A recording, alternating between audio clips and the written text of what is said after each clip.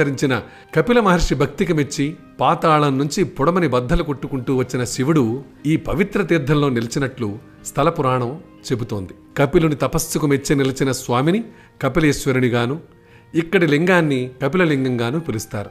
కామాక్షి సమేతుడై నిలిచిన స్వామివారిని తర్వాతి కాలంలో అగ్నిదేవుడు ఆరాధించిన కారణంగా ఇక్కడి లింగాన్ని అగ్నిలింగంగానూ వ్యవహరిస్తారు. తిరుమల గిరుల నుంచి గలగల ప్రవహిస్తూ అమితమైన వేగంతో సుమారు 25 అడుగుల ఎత్తు నుంచి ఆలయ పుష్కరిణిలోకి దూకే ఆకాశగంగ శివుని